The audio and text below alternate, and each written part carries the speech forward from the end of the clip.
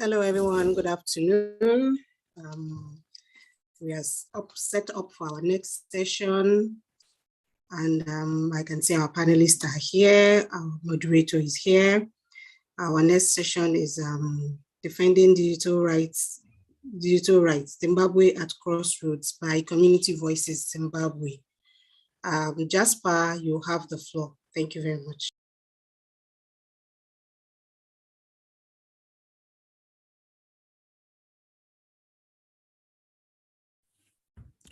Hello, Amina. Hi. Yes, thank you very much. So this is Jasper Maposa, the director for Community Voices Zimbabwe, which is a civil society organization in Zimbabwe, working towards freedom of expression, access to information, and making sure that we have participatory democracy in Zimbabwe. And I have panelists here who are going to help us dissect the topic at the end, or the theme at the end for the Zimbabwean chapter or for the Zimbabwean group. We are focusing on defending digital rights. And from the topic, you can tell that we are saying Zimbabwe at crossroads. So we are going to unpack why we are saying the country is at crossroads insofar as defending digital rights. It means that there are multiple layers of efforts, contradictions inherent in the process of promoting the enjoyment of digital rights. And we say digital rights are human rights. So we are going to have these presenters drawn from academia, drawn from civil society organization, and also from the Ministry of ICT, Information Communication Technology. I think he has been having challenges logging in, but he's really there. I think he will join very soon, or he is now joined. So we are saying that where is Zimbabwe going in terms of the challenges and prospects for digital inclusivity? So we want to share with our global audience the state of affairs in terms of the enjoyment of those rights, because our constitution clearly in section 61 states provides for freedom of expression and freedom of the media. And we see that the digital ecology has come as a critical avenue for the material realization of that constitutional right, freedom of expression and freedom of the media. It also section 62 speaks to access to information. And access to information in this digital era, it means that we have to be deliberate about making the space safe, conducive, and inclusive for everyone, lest we marginalize certain voices, certain people, certain geospatial spaces. So we are now working towards broadly issues of a media reform process and the citizen digital participation in Zimbabwe, because we have media reform process. And we believe that the digital ecology is part of the mass media. It's actually the inherent thing. You know, even COVID has told us that, the new normal, the digital natives, the rise of the digital natives, the digital citizen, digital narratives. So we are going to unpack that. We are also going to look at access to information, the right to privacy, freedom of expression, and the digital era in Zimbabwe. We are also going to unpack aspects to do with the digital device, universal access, and online presence. So first now, let me hasten to call the first panelist, Nosipo Zoip Moyo. Nosipo is a Pan-Africanist, a feminist, and a human rights defender with 16 years of professional experience in human rights and digital activism. So let me give the opportunity now to Nosipo. I would ask you, Nosipo, to introduce yourself briefly in line with the presentation that we are going to do.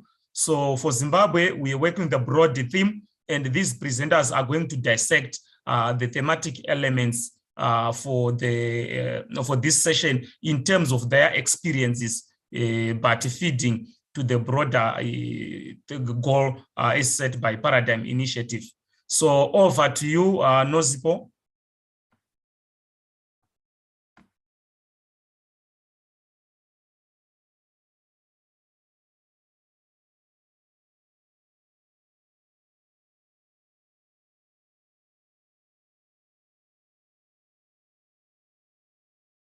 Host Nosipo is saying, please, can you unmute me?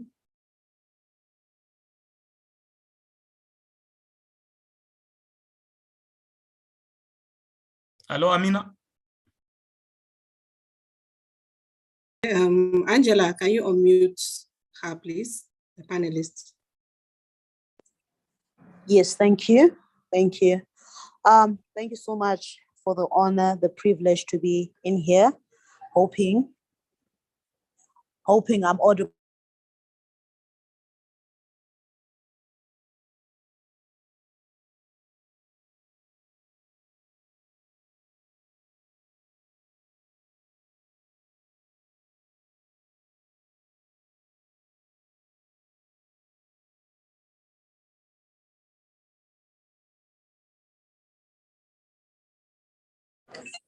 Hello. So thank you so much again for, I've unmuted myself. Thank you for the settings. I hope I'm audible enough. So I would just like to firstly look at our issues around privacy. For me, before I really begin unpacking the session, I think it's, for me, what's crucial about issues or conversations around the digital era is how COVID has taught us the new norm on how we now need to rely on the digital,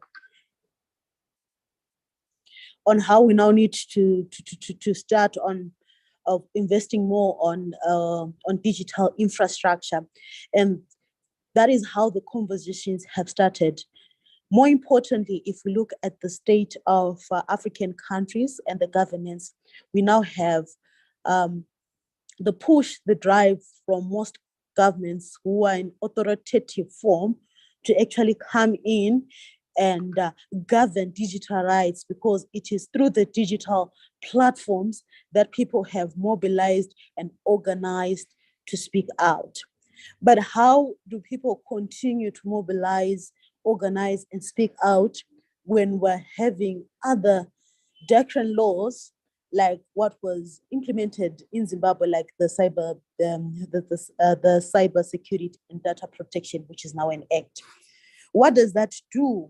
So, having worked with diverse communities in Zimbabwe, I'd like to highlight how many people have been marginalized in issues around, firstly, access, and second, I would highlight issues of affordability.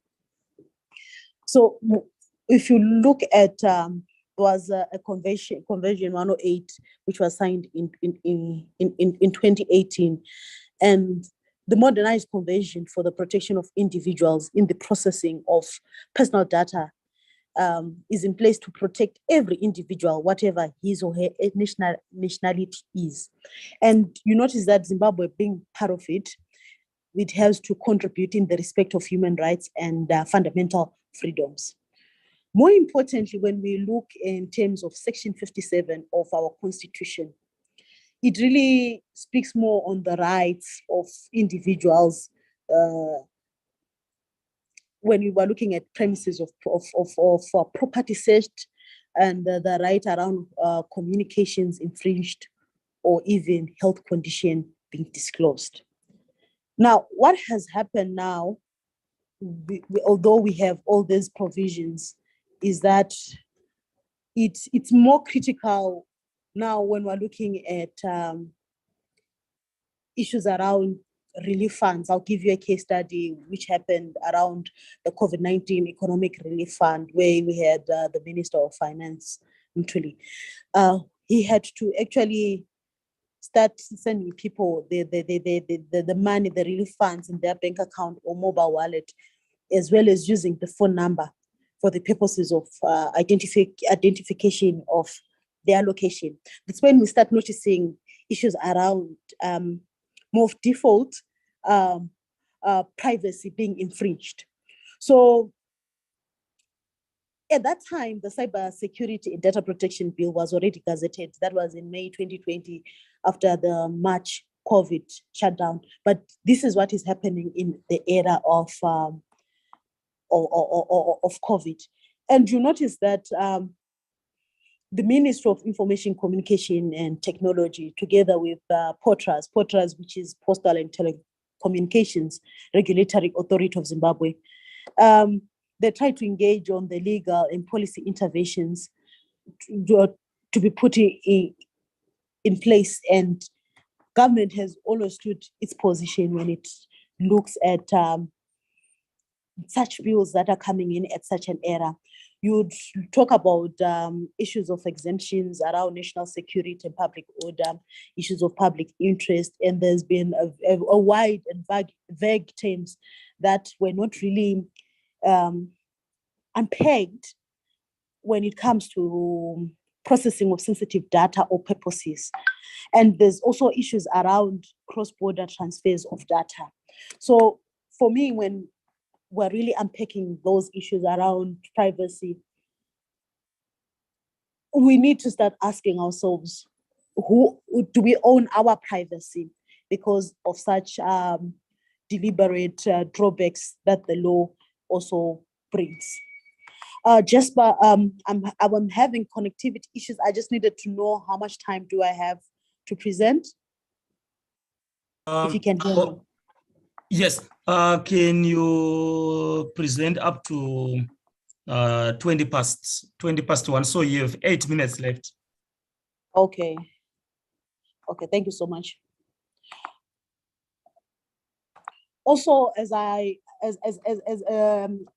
like to move further, and right now I'd like to talk about issues, section 3 of interpretation. I would like to, specifically when we're looking at issues of Zimbabwe, for me, there were issues around IT resources and internet for data controller. The first issue I would highlight is the issue of data subjects that is not clear. Also issues of what people we now call as grabbers. So you notice that when it comes to personal information definition, that really needs to be expanded, where we can actually have identifiable elements, which on our current bill is still very big. So this means that a cell phone number or an internet protocol address or email address, location of data, and other online or identification tags must be considered as personal information. When it comes to issues around the protection, that's when it actually starts being more problematic because it's not there. And then the other issue I would like to highlight is issues around freedom of expression and also issues of digital divide, just to unpack so that people come and rush, also other panelists. So briefly, I would like to talk and speak about, when we talk about digital rights, there are other factors that contribute to those rights which are not necessarily in the digital platform. And we need to understand what are the structural barriers that have meant citizens are not enjoying the full enjoyment of those rights. And I feel we need to understand how the government itself operates. Let's talk about issues of privacy. Let's talk about issues of expression. Let's talk about issues of assembly. Presently, we have a motion that has been pushed in Parliament, which speaks to what can an individual say about a country. This is part of it. More specifically, I'm referring to the Patriotic Bill, which comes in to govern, because it's not only about the physical space that citizens have utilized, but the digital platform. So if the Patriotic Bill that comes after the Cyber Bill, and present, we're also in the process of the private voluntary organization, that speaks to 3 subjects, and mainly I would like to highlight the third objective of that bill, which speaks about political lobbying, which is very vague because we've got women rights defenders that have used the digital platform as a forum to do whistleblowing. A case study is Hopewell, and I'm sure we know how Hopewell has used the digital platform, has used Twitter to actually bring issues of injustices to the ordinary citizens. And we also know how even when there was a blackout at the Robert Mugabe International Airport, rumor had it that it was because there's need to arrest them. And that was one component which was left hazy when we were looking at digital rights, to say, how far do people have rights if they're coming in as whistleblowers? Now, when the patriotic bill comes in, meaning we're trying to design a law, an infrastructure for people to utilize that, but we're here to decide what can be said and how to say it. So for me, when I'm looking at issues of internet governance, I'm looking at other exterior factors that would affect how far people can go. Meaning, if someone has to put a tag to a similarly individual, association, institution, or assembly that the government feels it has been sanctioned because it's unpatriotic, you risk yourself being criminalized as an individual. But before we talk about that, there are demographics when we're looking at how many people actually do have access to the internet. MISA, they're running a very strong campaign on hashtag data must fall ZW. It comes at a time when issues of, when you're looking at the pockets of individuals and how much data costs have been straining. So to those who can afford that, does it mean when it comes to issues of access, we've got powerful, fast connectivity?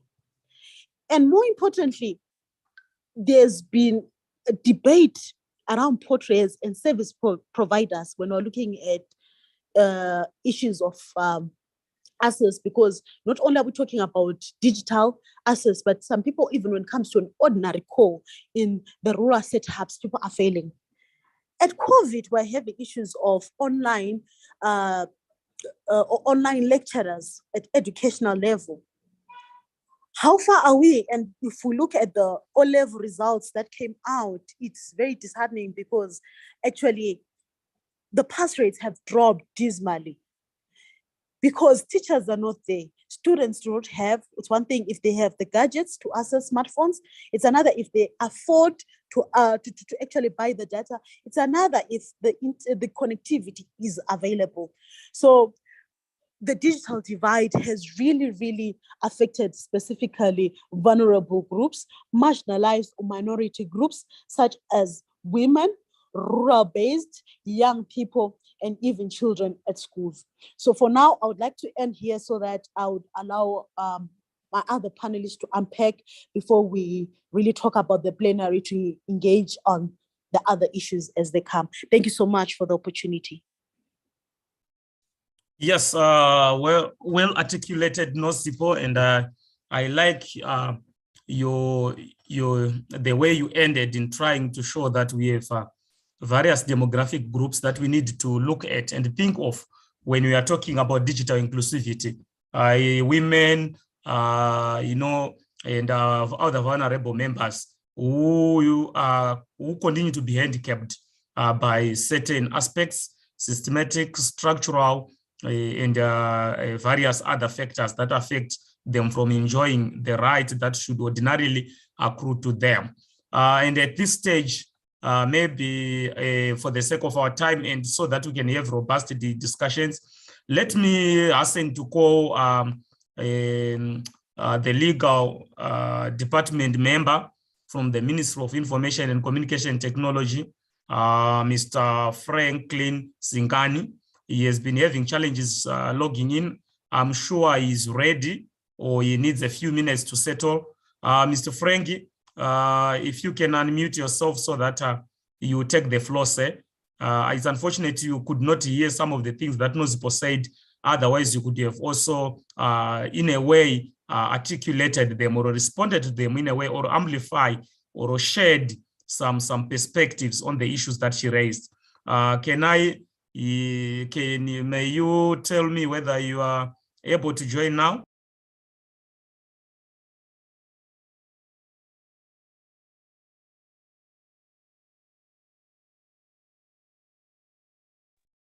Hello? Yes, Hello? we can hear you. Yes, we can hear you. Hi, other people on the platform. I'm sorry that I've had a problem with connectivity because of my foot. I don't know why it's happening now. People are always trying to get access to some things that you want to communicate with, possibly, I don't know. Hi, good afternoon. Yes, good afternoon, sir. Briefly, maybe you can just introduce yourself briefly, who you are, then you assist us. Thank you. The floor is yours, sir. Hi, my name is Franklin Mandla Zingani, Deputy Legal Advisor for Ministry of ICT, Postal and Courier Services. Thank you, Mr. Jasper Maposa, for inviting me to this conversation on digital access, which is very, very crucial to what my obligation is for the past 11 years. Digital access infrastructurally is the most important thing. Without infrastructure, then you don't have anything. And it's very profit orientated. You cannot have digital access without some benefit. And the benefit for network providers is to have a profit. And the way that it can be achieved is through the USF. So what we've been doing from the 2016 policy is to have universal access. Universal access is coming slowly because of getting offshore funds to invest. What we have to do internally is to consciously give access. If you have a possibility of access, someone will always want to have more access. And that's how people can express what they want to communicate, what they want to hear, what they want to process, whatever idea anyone has. That's the freedom of information that I think we want to achieve. In the past 6 months, in December the 16th, His Excellency signed the Data Protection Act. The Data Protection Act was unfortunately signed by him called the Data Protection Act. It's a Cyber and Data Protection Act. And that's not what the Parliament passed. Parliament did not pass that. So the gazetting of that law was retrieved by Parliament to get the name right. It's not Data Protection Act, it's Cyber and Data Protection Act.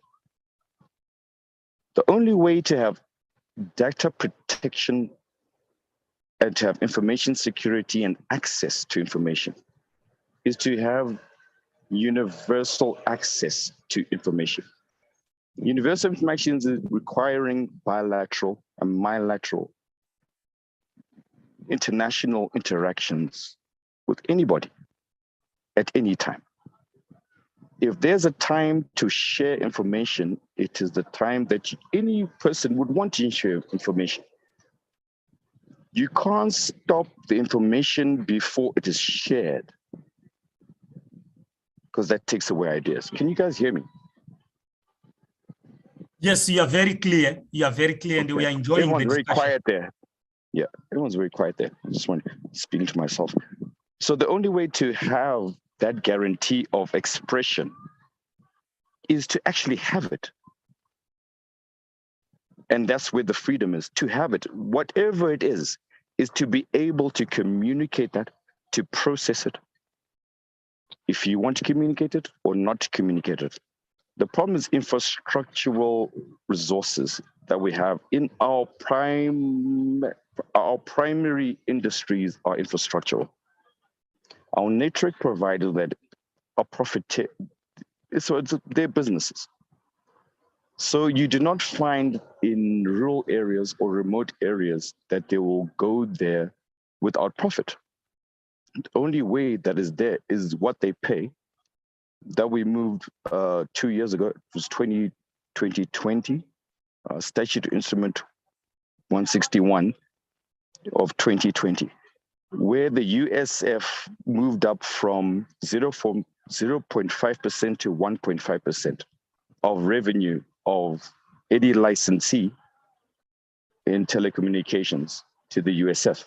So what we should be concerned with is the usage of universal services money, because that is what goes to non-profiting areas for distribution of the infrastructure. Without the infrastructure, there's no way to communicate. You have to have the fundamental infrastructure, which are, number one, your radio frequency spectrum, your towers. If it's broadband, it has to be built. How does it get built? It gets built with resources. And it has not been built because of the USF usage of funds. I think what we should go towards is being accountable for the usage of a large pool of it's a large pool of funds. And we can see that data use infrastructure is not being rolled out in remote areas. What we've tried to do in the interim with our national ICT policy and come with the Data Protection Act, which also obliges licensees, and I'm going to be a bit legalese, in licensees, there are data controllers and data managers. They have to be registered. Who is the one who's going to get information and what will they do for it? And you have your 8 principles of data management. You have a usage. Why do I want information? What do I want for information? What am I going to do with information? Where did I get information from? Where am I going to give it to again? Why did that person ask for information? Your basic data principles are what you're going to do with information that's given to you as a data manager or a data controller. So that law was enacted on the 16th of December, but the wrong name. It was called the Data Protection Act. It's a Cyber Data Protection Act. And the resources are not moved yet. Potras did a good thing when the 30th of March was the deadline for all institutions in our country to have a data manager to be registered by the data authority. And have you registered? Any of you? I'm hearing it for the first time. Have any of you? You're in control of a lot of data. Have any of you registered the amount of data that you're in control of?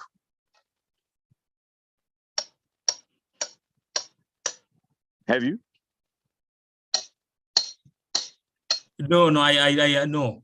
We actually hearing. That's why you are here on the platform to assist us understand these things, because we lack certain information, and that's why we thought you are the person who can articulate certain issues and put us in the right direction. Yeah, that was the 30th of March was the deadline for registering who your data controller and manager will be. And that is just the data management control, because that responsibility is about information. And there's a lot of responsibility with that information control.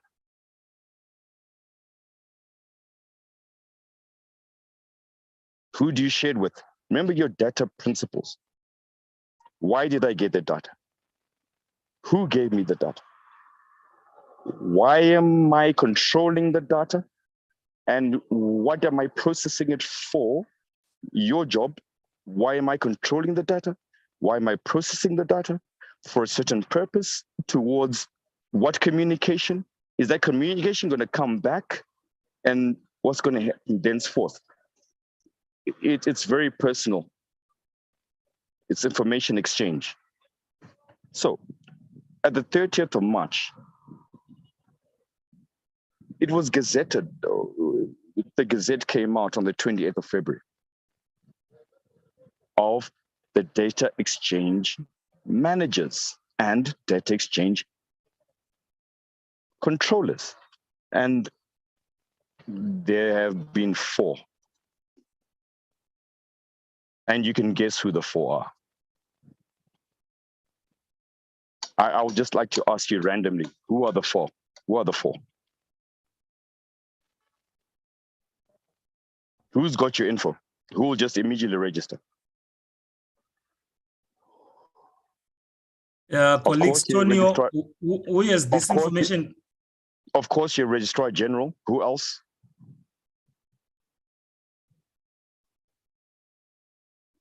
It's your information, everyone's information. The other three are financial institutions. CBZ, FBC, and what's the FCB? The one used to be Barclays. Financial institutions, because the fine,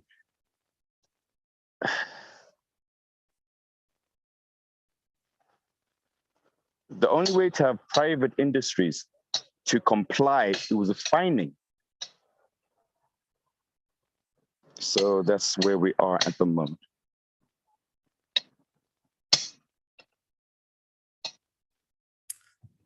Yeah, Mr. Frank, are you done? I don't think that you guys understand that it's a collective thing that we have to do to put up the regulations.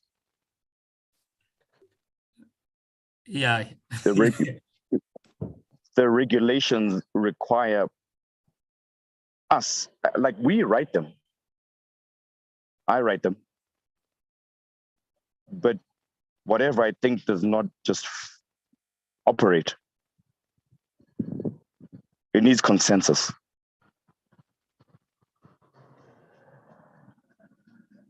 And I think that's the way we can bring up other people who do not have rights to express or listen and have access to information. Okay, so when are we likely to have this act back? The cyber, you said it was wrongly named, the cyber security and data protection. It was not cyber security, it was cyber and data protection. Cyber and data protection. So is it going to come back after the revisions? It got passed as data protection. Yeah, so it was unfortunately named the wrong way. It was named Data Protection Act, and that takes away cyber. That's going towards security. So where is it going? We don't make laws for other people. Who knows that? Mahara. What, for them to do what? You know, if you legislate something, that's the law. Yes. So you don't legislate for someone else. So what do we legislate for? We did not legislate that. We legislated cyber and data. Yeah, so what we're trying to correct that, because it's also amending the criminal code from section 162 to 168. And the criminal code for computer crimes. So we don't want to get it mixed up. May I ask, maybe because you'll be busy when we finish, may I take this opportunity to ask a follow-up question on that? Okay. There are concerns, Mr. Franklin, and you are from Zimbabwe, and you know this, that whenever we are talking about cyber laws or data protection laws, in as far as the international, what do you call the international community at the highest level, they agreed to say they have to be there. But citizens and civil society, they are raising concerns of the criminalization of access to information, freedom of expression. How do we balance this legislation against the enjoyment of the freedom of expression and freedom of the media? I'm not saying it's coming from me, but I want you to take this opportunity to assist us to say, whenever laws are coming, people fret and say, no, they've started, we are going to be muzzled, taking out our rights. This freedom of information, access to information is a right. What do you say to those in terms of lawmaking? The intention of the laws, is it to muzzle people? Is it to enhance enjoyment of a right? Well, I mean, we're going back to what a right is. A right can be limited. A right is something, it's inalienable. You can't give it to someone else. It's yours. A right is, it's inalienable. And something that's inalienable, like you can't give it to someone. It's theirs. Like the right to life. If someone's living, you can't take it away or give it to them. It's just for the mere existence of a human being. That's what we legislate constitutionally. And we've done that in our freedom of, in the Constitution says it. So now we're talking about legislation that comes off from the Constitution. And we have two laws that you're talking about. Access to information, that's repealed. Which other one is there? There's a new act, it's the Freedom of Information Act. It's the application of the letter of the law. What is it repealing? What's it trying to do? So in the application of an act, let's use that constitutionally. Yeah. Not for it to be exploited. The only time it is exploited is from the ones who write it. For example, myself and other drafters.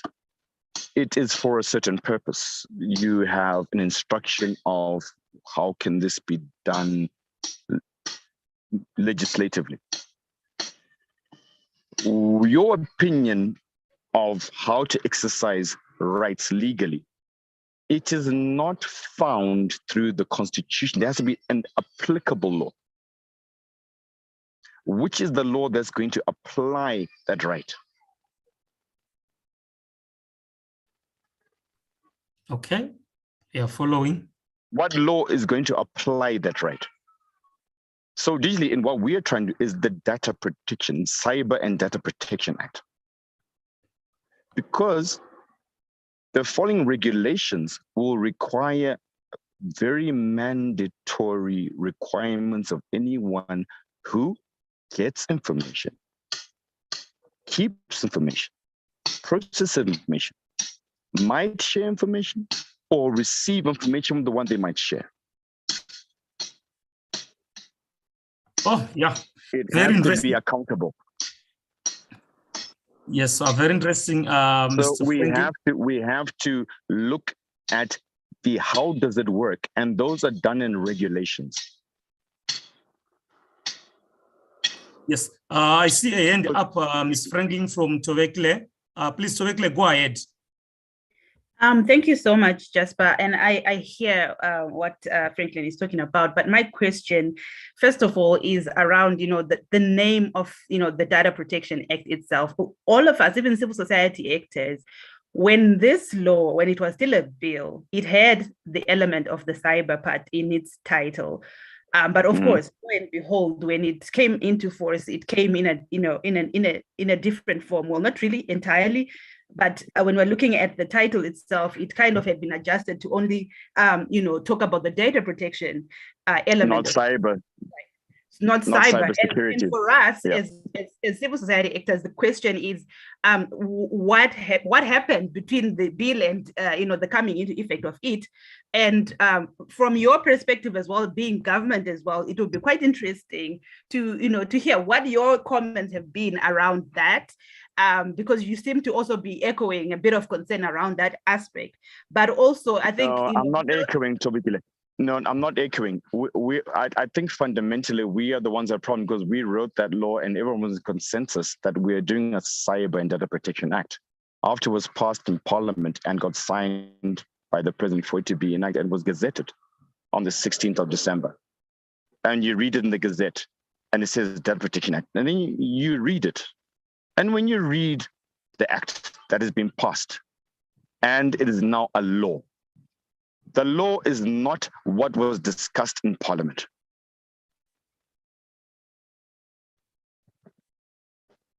That's why I went back.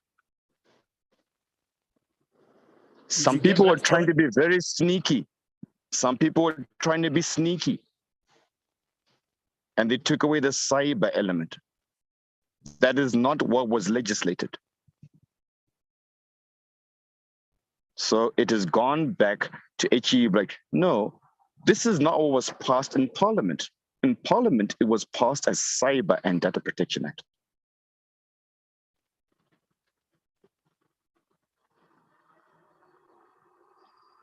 Okay. Anything from you, Tobekile, or you are done so that I move to the... I'm finding this very, very, very intriguing a conversation actually around the process, what happened in the back and forth. So my next question would be... You know that the parliament... Tobekile, sorry. Do you understand the legislative process, right? So after it was passed, all it just needs is a signature for it to be enacted. Now it applies. The document that was sent to be signed into application of law was not the one that was passed by Parliament. Okay. I think that's all I've got to say. That's why when we came to like, take that document back. It's not ours. So is this document going to change? Because currently it's the Data Protection Act. Are you saying the title is going to change? No, man. The 162 to 168 amendment of the Criminal Code was not being included in the Data Protection Act. The Cyber and Data Protection Act that was passed by Parliament was amending 162 to 168, which is computer crime. And it was not involving that, it was just data protection. Some new things that we're not trying, but it's a bit more intricate. And the intricacies are involved in sections of the cyber phases, which are amending 162 to 168. And those are not included in the Data Protection Act that was being signed by the HE. That's what like,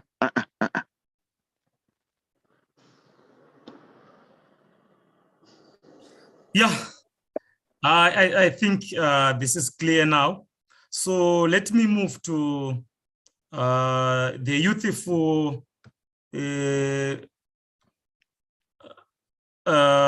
Tonio from Zimbabwe Online Content Creators is the chairperson.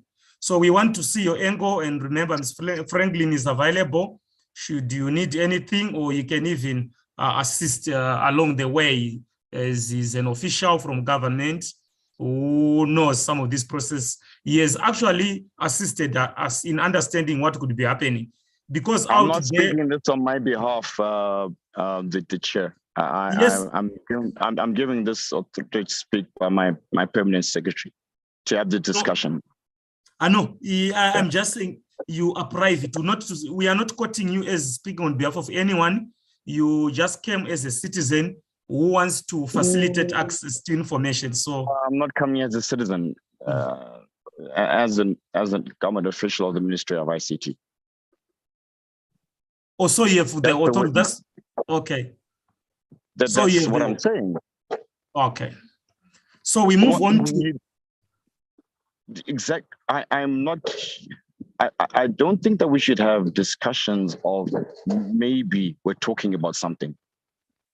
Then we're not discussing anything very valuable. Yeah. That is what is happening.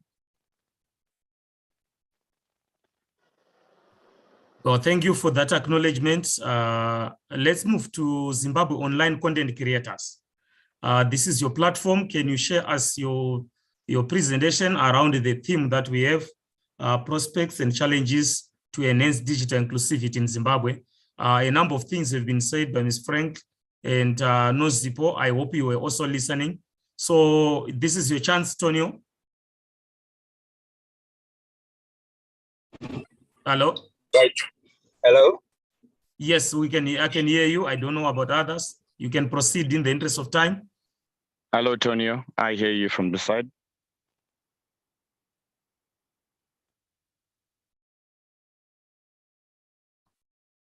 Tonio?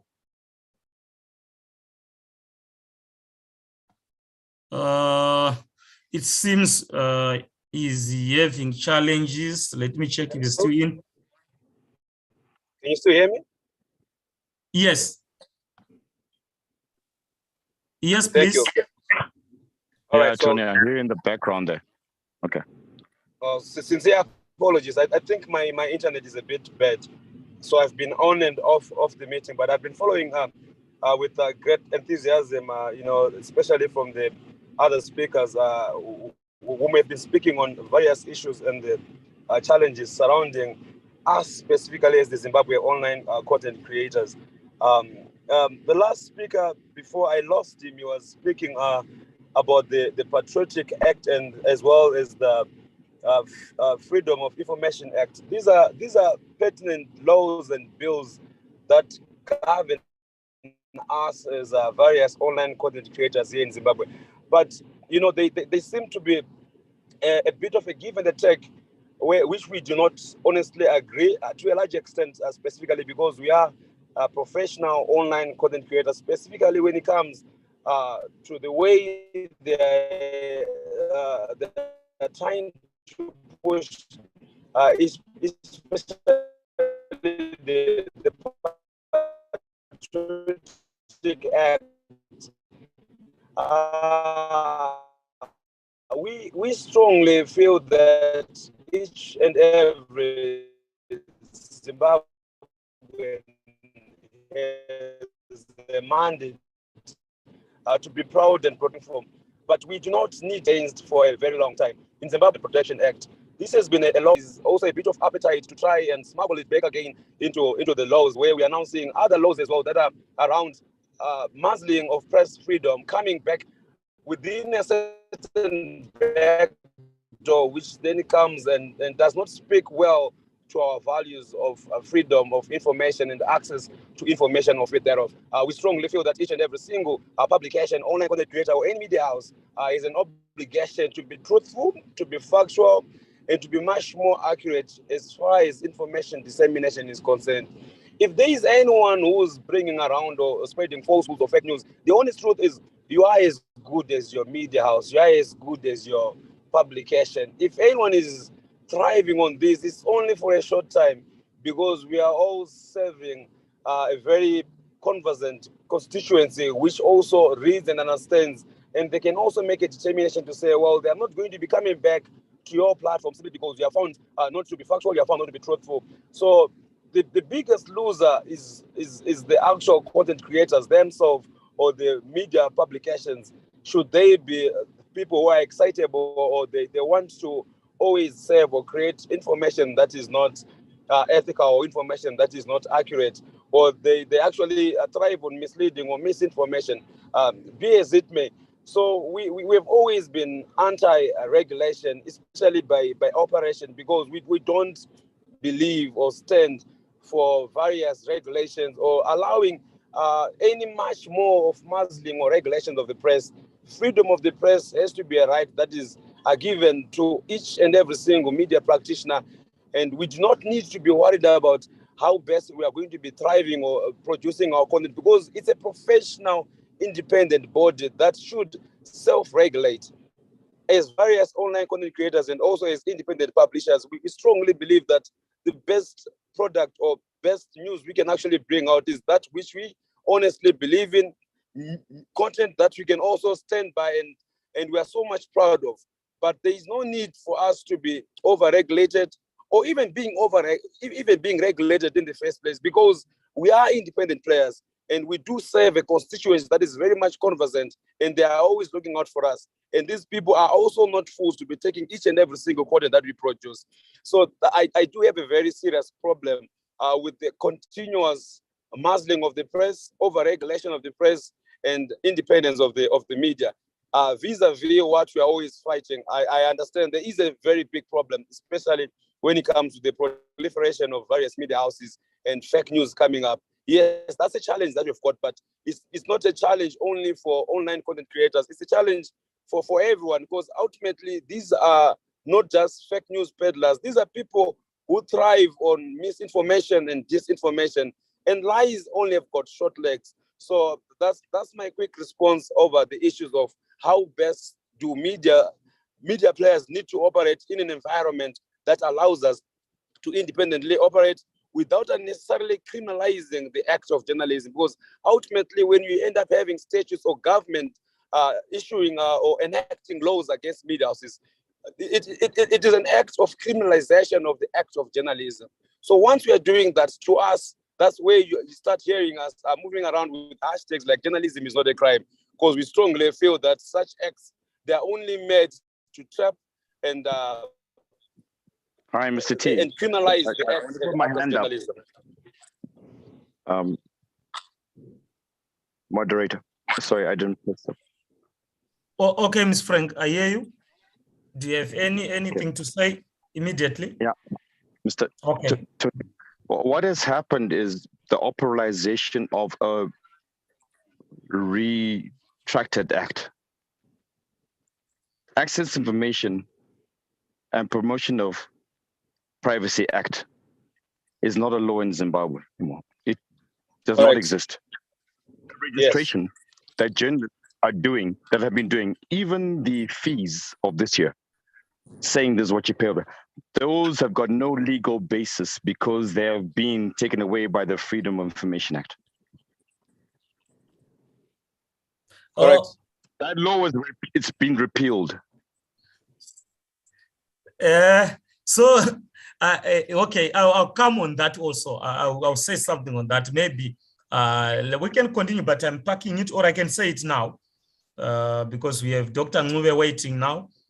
Tony, were you done? Do you still need 2 minutes so that we can interrogate your presentation before we move to Dr. Ngube? Or we combine yours and Dr. Ngube, then we have a plenary. Are you done? You can combine them. I was just responding to some of these patent issues because I am a strong advocate towards fighting for the freedom of all online content creators and, more importantly, the freedom of So how many minutes do you need? Because now the response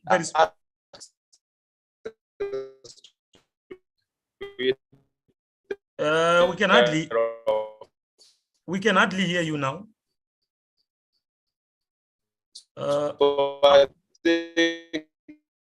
Yeah, your network is. Can I move to Dr. Ngube? Then I call you back. Tonio? Can I move to Dr. Ngube? Tonio, you are not audible enough. Then when you want to come in, you come in. I'll give you the chance. So you can mute yourself.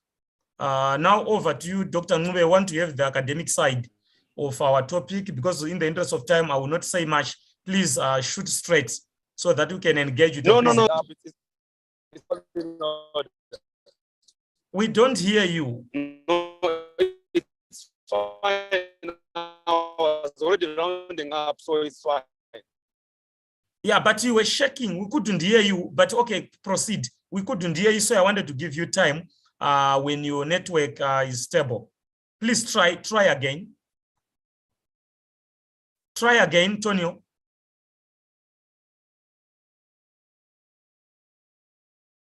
Okay, is Dr. Ngube on this platform?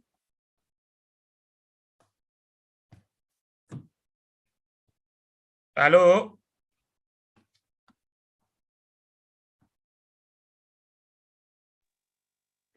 Hello, someone spoke there. Hello, Dr. Ngube? I seem not. Okay, Tonio is also no longer available.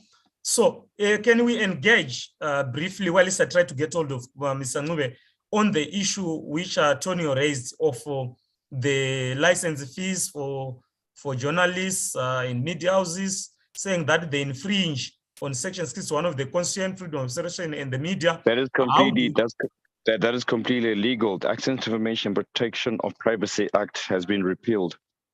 Those license fees should not even be paid. Don't even do that. You guys are you're playing into a stupid. Sorry, the law does not apply that those fees are being based on. Just the legal opinion. Okay, but Section 41 of the Freedom of Information Act tries to retain the savings from the Access to Information and Protection of Privacy Act, and saying that any statutory instruments made under IPA are enforceable.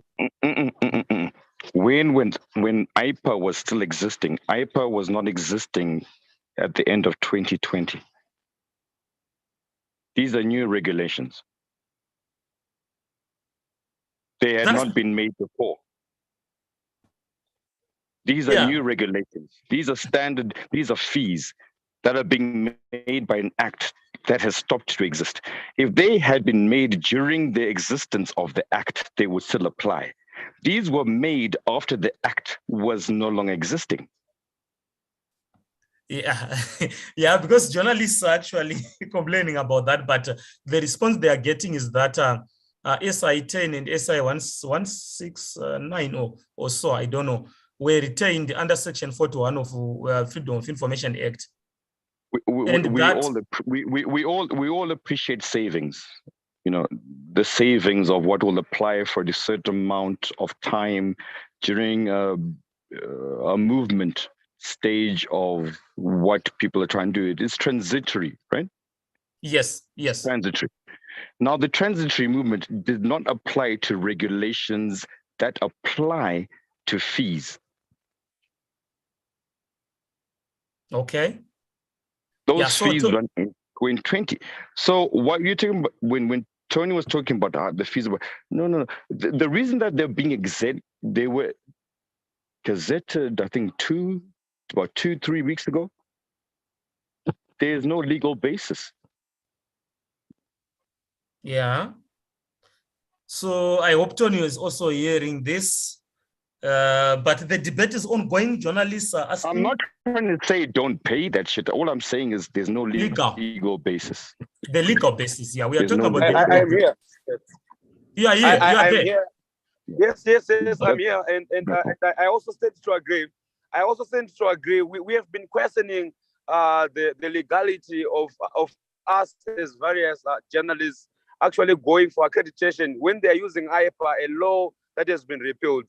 I don't see Section 41 of the Freedom of Information Act being the only act that then works outside IPA, because IPA was completely repealed. So whatsoever processes that they are currently taking on as far as registration of journalists, there is no law that there's no legal basis. There's no. Yes, so it's out of order. That's just my legal opinion. I'm not saying don't pay or pay. I'm just saying there's no legal basis that I see. No, I agree. Okay. It has been an issue that we've been discussing as well, to say if IPA, in fact, if you look at the promulgation of these new ZMC accreditation as far as our law is concerned, they actually cited IPA. They are not even citing the Zimbabwe Freedom of Information Act. So the Minister of Information actually cites IPA and cites a section of IPA. So that is very much amiss. Why are we using a law that has been outlawed, and why does even the minister cite the same law? So they say that they've reviewed the tariffs, they've reviewed the ZMC regulation fees using a law that has been outlawed already. So it's actually in black and white. So I think it's very clear that's a very fundamentally flawed process. Tonio, were you done with your presentation so that we have some order in terms of attending to the questions that you want to? Were you done? No, it's fine. I think I'm a bit outside of good network, so I don't want to keep on coming in and getting out. So you can go ahead with the conversation. Yeah, I have a question for Ms. Frank. In your presentation, you acknowledged the need for infrastructure and also the issue of the Universal Services Fund. What are the steps ahead in terms of trying to bring in the rural areas and women and vulnerable communities in the digital sphere? What is there?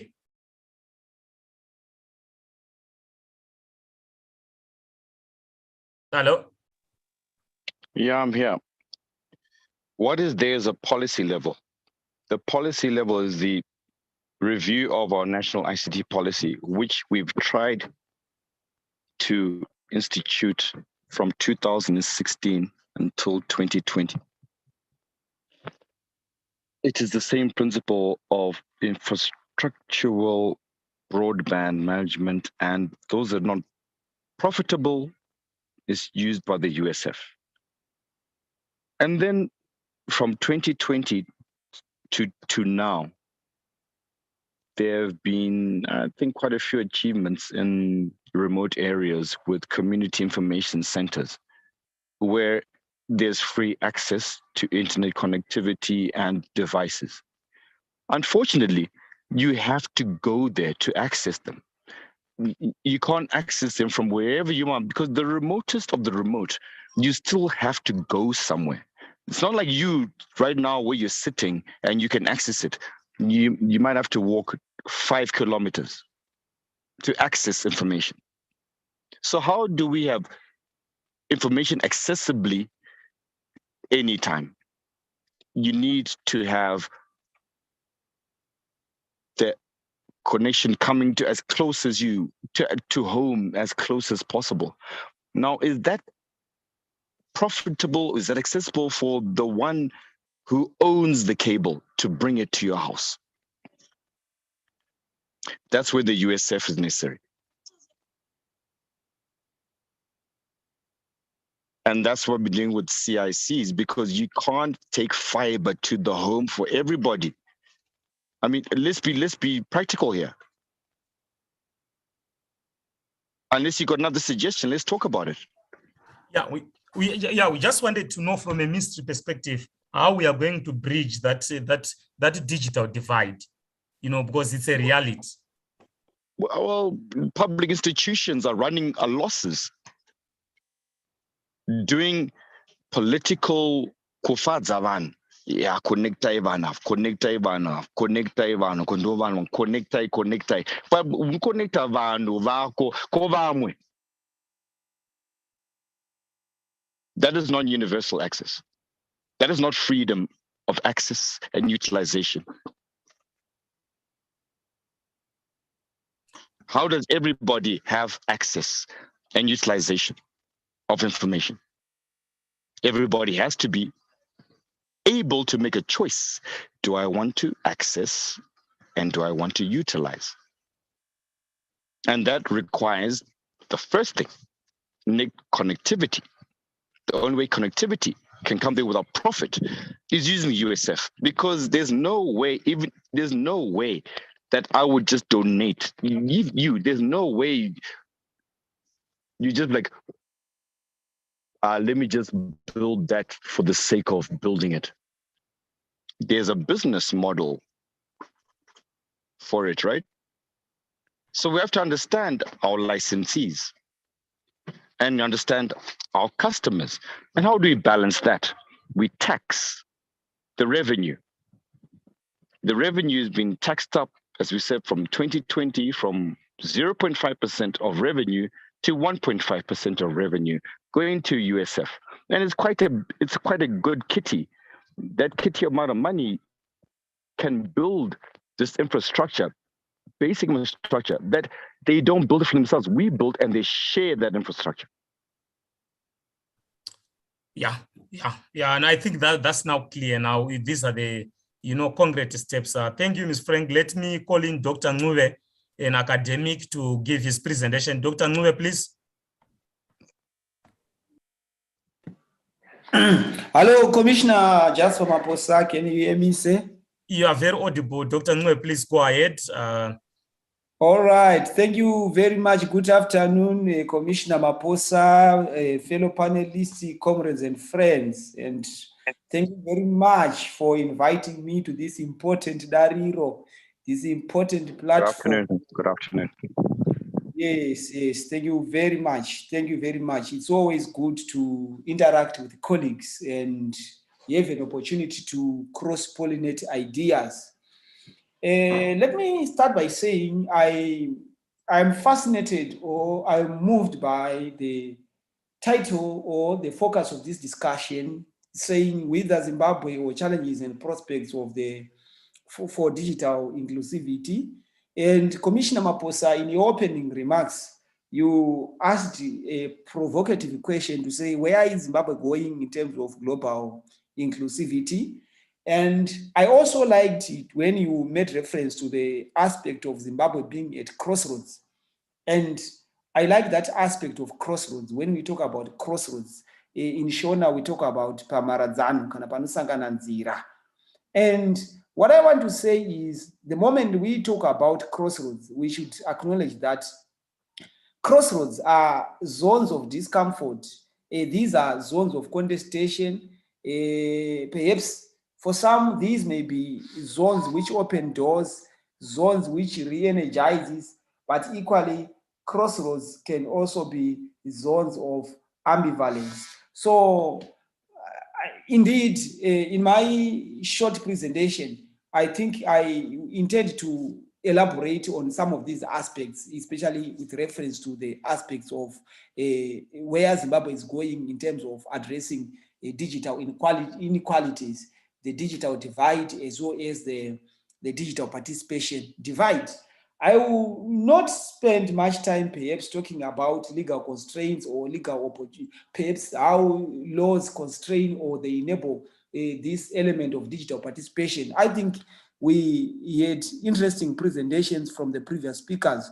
We have tackled on that element. We have addressed this issue of how perhaps legal instruments are either enabling perhaps or are constraining digital participation. But what I want to point out is that Comrade Maposa and friends, when we talk about inclusivity, for me, what comes into mind is the Habermasian public sphere. What comes into mind for me is the idea of Dariro, which Dr. Tafataona also has always been advocating for. And a Dariro, or a platform that is marked by inclusivity, as you rightly said. And when we talk about issues of digital participation, or digital inclusivity, we need to acknowledge the aspect of universal participation. And when we talk about universal participation, let us look at it, for instance, from the levels of production of media output, creation of media content on digital spaces. So we are talking about content-related participants. So to what extent is everyone participating in terms of creating? So we need to analyze those inequalities in terms of participation, in terms of not only consuming, but in terms of creating meaningful content. And what we also need perhaps to do when we analyze digital inclusivity, we also need to have in mind the issues to do with autonomy, to say to what extent are our citizens autonomous or free in terms of, or independent in terms of participating in these on these digital platforms. Because for me, digital spaces must be premised on freedom of expression. They must be premised on communicative democracy. And then what we also need perhaps to evaluate or to look at is to what extent are we having critical, rational debate on these digital platforms? Aren't we simply having, or aren't the digital spaces perhaps only reflecting or mimicking what we may call an echo chamber of the elite voice, right? Having said so, I would also want to point out to say, when we talk about digital inclusivity in Zimbabwe and even beyond, we need to examine the digital divide at 3 levels. The first one, what comes to mind perhaps, is the one which is based on physical access to the internet. That tends to look at the dichotomy, who have or who doesn't have internet access. And perhaps what comes to mind in Zimbabwe is when we look at internet penetration levels, either in rural spaces or in urban spaces, we tend to see at times a clear distinction or a clear distinct in terms of those who have access in rural areas and those who don't have. Doc. Hello? Mr. Maposa, I really have to ask and interject, because what he just said is the actual problem. Can you note it down? So, because we are finishing at our minutes, can you just note it down, then you come in, and maybe we have more points of intervention, you wrap up. Okay. Okay, continue, Dr. Thanks, Ms. Frank. All right, thank you very much, Mr. Frank. I like the intervention, and it also confirms that we are following. So it looks that's the idea of peer reviewing each other. I like it. Thank you very much. We're already participating in this public sphere.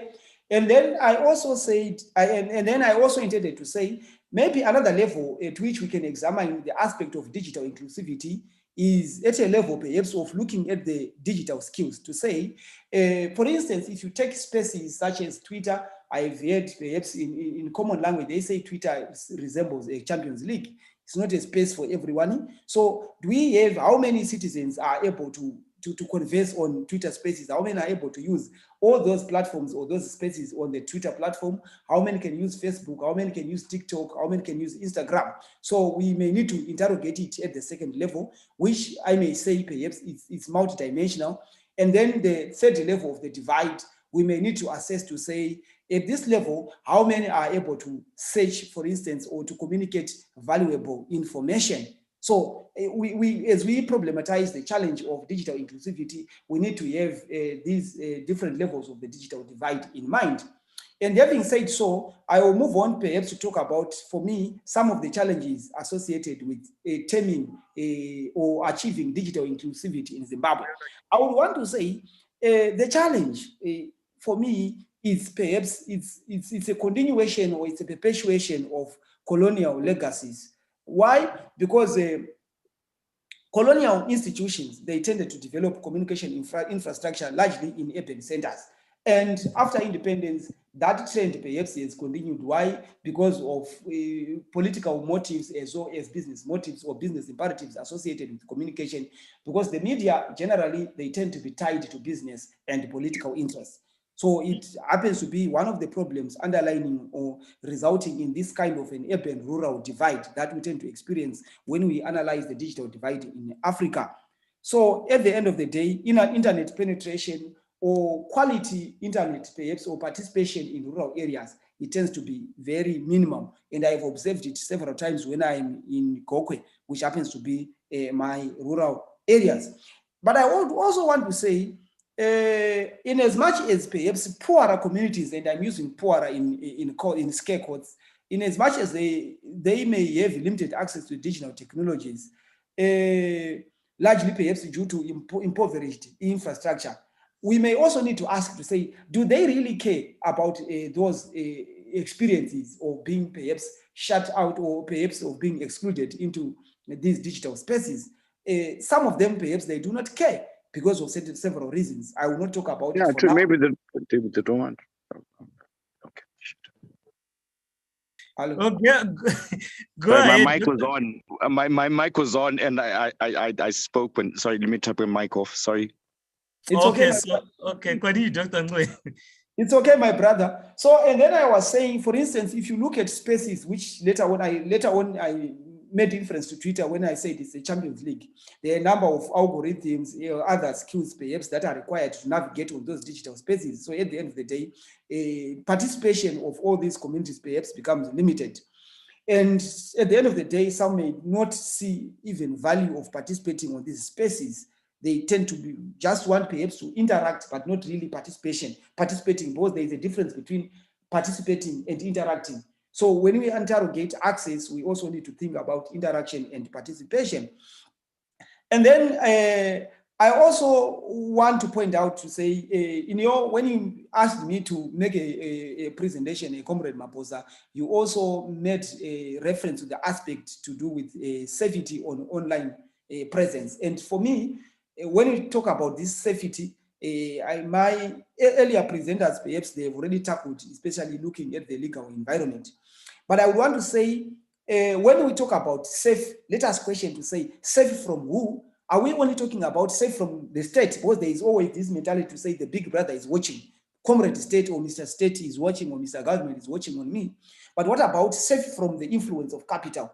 Are citizens really safe? What are their feelings? We need to. There's another question coming up. Second question. You can continue. Yeah, that safety. Okay. All right. Thank you. It's going to be an interesting plenary.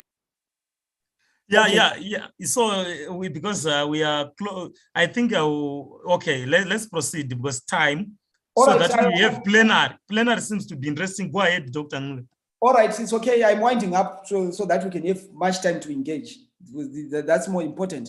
And I would also want to say, when we talk about safety, let us also think about these spaces being marked by, digital spaces are marked by individualism. I would want to say they are marked by Chiwindi, some kind of Chiwindi.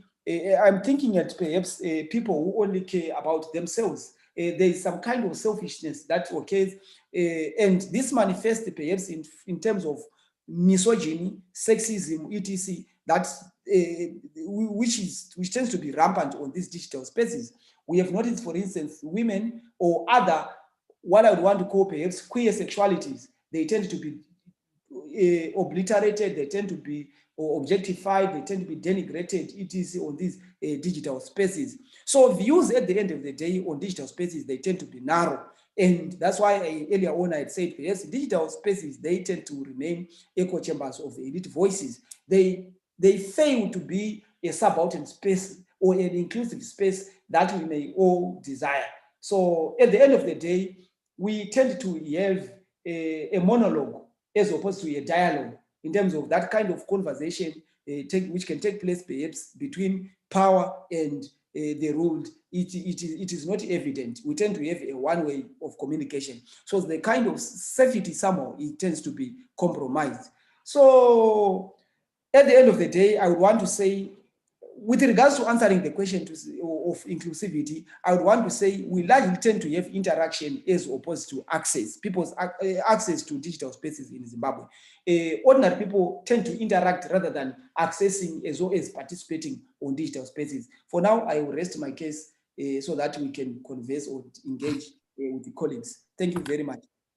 Yes, that was a powerful presentation. Just like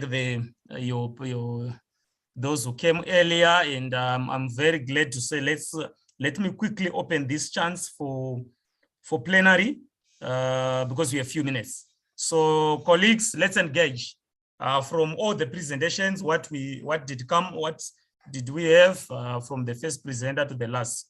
This is the platform. So I'll give Frank the chance. Yeah, hi. Already. I was looking for. There's a hand usually that you can put a hand up on Zoom. So I was looking for it and I can't find it.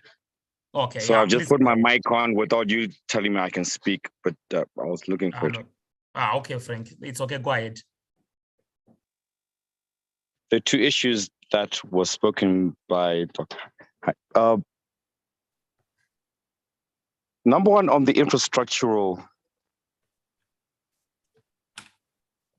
mechanism, what if someone does not want to have access? Are you going to force them to have access? It's like water. Because there's a river there. Maybe they don't want to drink from the river.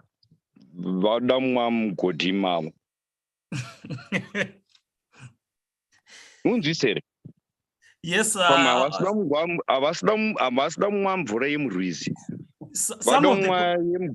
Frank. Yeah. Let me do the parliamentary point of order. Some of the colleagues here don't understand Shona, but it's okay. You can do that. Okay. How do I say it in English? All right. If someone wants water and they don't want the water from the river, they want the water from a well. Yeah. You're giving them water from a river to have access to water, but they don't want the water from the river. They want the well water. You provided that access. That is a challenge that I have not thought about, that he spoke about. What if a person does not want to be included? Have you thought about that? What if they don't want? Like they're okay, or they just don't want. How do you provide their fundamental rights if they don't want any more and they want more? Do you invest more infrastructure for any accessibility? Resources are finite. So what do? Do you move on to the next? Or do you keep them to try and convince? No, you should access more.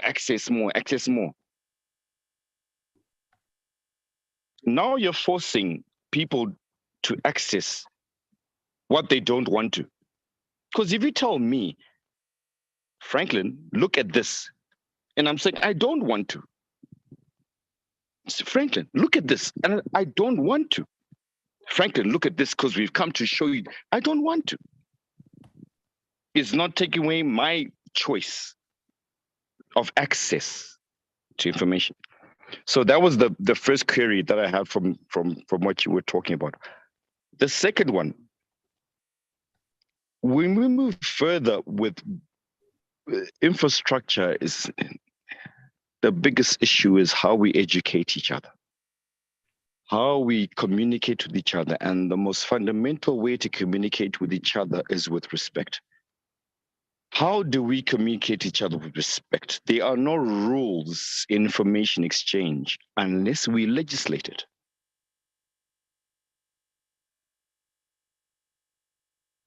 Unless you have an alternative. I'm bringing it back to you, to the floor. Yeah. Yes, that's quite thought-provoking. But when the issue of trying to force people to access that which they don't want is also to be substantiated by some research to say people in Gokwe, do they have any use of sorry, internet? That was the premise. That's really where you came from. That's why I interjected, because that was your example. What if they don't want? Yes, it's the moderator, it's Maposa. I'm taking from Dr. Ngube's presentation, which you also try to respond to. Maybe no one has raised their hands. Any other issue, Dr. Ngube, which you also picked from other presenters? Or the Stovekile, the other one is just written Jasper, so I'm not so sure who it is. Anyone can shoot first, because the names, there are lots of Jaspers because of being the moderator. So I want to know who is who. Maybe Tove, then the next one, in that order. I see two hands. Thank you so much for a very engaging and interesting conversation. Mine just to it's a comment just to highlight that when we're looking at marginalized groups and access to information, you'd find that rights are inalienable, they're inherent, and someone cannot sell off their right and say, I'm selling it off or trading it off. So the key issues that we would really want to see is that everyone has access to information, notwithstanding the fact that they're coming from which area, and despite where they're coming from, which communities.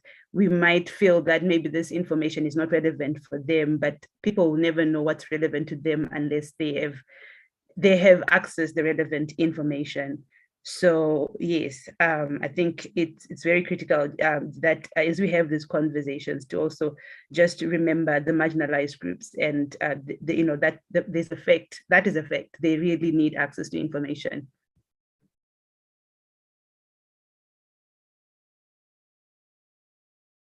And just on that, I really feel what Tubegile has lamented on. I feel Frank is right. Not everyone would say they want issues of internet. But remember, when rights, digital rights, an extension from human rights, and it's really up to the people of Gokwe, as what Jasper had highlighted as an example, to say, Gokwe, they do have the infrastructure. It's up to them to decide whether they need to use it or not. Rights come with issues of choice, and we acknowledge the same way people say, here's the right to health, and someone would say, because of my religious reasons, I don't believe in blood transfusion, and therefore I would rather die. But let us not be the ones who close or feel we are gods to decide here it goes. So I totally agree. Not everyone would want to enjoy the fulfillment of digital rights, but that should not stop how we unfold it to the rest of the communities before such decisions come. And on that note, thank you so much for Frank on his first contributions. I was also not aware of how the law was going back and forth, because that is not what we did. And you're very right. The challenge that we have also is the role of media and what's the right word? How media has been used to push an agenda such that some of the fundamentals, the factuals, like as you stated, since you work within the government, we seem to neglect. Thank you so much for that. Okay, thank you, Nosipo. Any interventions? Anyone else with something to say? We are left with 4 minutes to close the session, but yes. Yes, thank you very much, Ramaphosa, and thank you very much, all the presenters and those who have contributed on this discussion. The issue of who cares, indeed, I concur or I agree with Frank. It's very difficult to impose or to force people, and I think Tovekile has also elaborated on this subject. It's very difficult, but perhaps what we need information campaigns, we need awareness campaigns in these marginalized areas. We educate them because we have that mandate to educate them so that they have an appreciation of why do they need to be on these digital spaces. Because I remember I would call my brother, because in our Shona culture, we don't have a cousin brother, we just say a brother. My brother divorced upon realizing that in most cases at night, his wife would be on Facebook. And the question was, who are you talking to? Why do you want to be on Facebook every time? While he's time sleeping, who are you talking? And he demanded to have access to the conversations. But my guru or my auntie could not budge. She refused with the phone, but marriage was terminated. So we need to, at the end of the day, marriage was terminated. We need to educate people about these digital spaces because there are a lot of insecurities. So the divide or issues of inclusivity, perhaps they are hampered by gender dimensions in these heteronormative societies. Thank you very much. Thank you, Doc. Convener, this has been an enlightening conversation of how we think. I hope we exchange information of the options of accessibility, number one, and utilization. What are you going to do with it? What you're going to do with it is your choice. The first thing you have to do is give utilization. Yeah, so we're going to keep trying on that. Okay, thank you, esteemed panelists. Thank you, Paradigm Initiatives and colleagues from other African countries who are here. I would like to thank you on behalf of Community Voices. We have had good interactions, and there is a session which is coming immediately after this. And for the technical team, we'll have tough times trying to bridge the spaces between us and the next session. So please, thank you very much. We hope to continue these dialogues. So let us leave this chance to other sessions to come of this nature from other countries. Thank you, Zimbabwe. All right, thank you very much, Jasper. Thank you for sticking to time. I saw 2 hands up, but I think they've decided against it from the attendees. Anyways, you can still drop your question on the UVA app. Our panelists will be there to answer your questions. Thank you very much, Jasper and Jasper and Jasper. I can only see Jasper. All right, thank you very much. It was an interesting discussion. Bye-bye. Stay tuned for our next session. I think it's going to be in the next, let me say, 10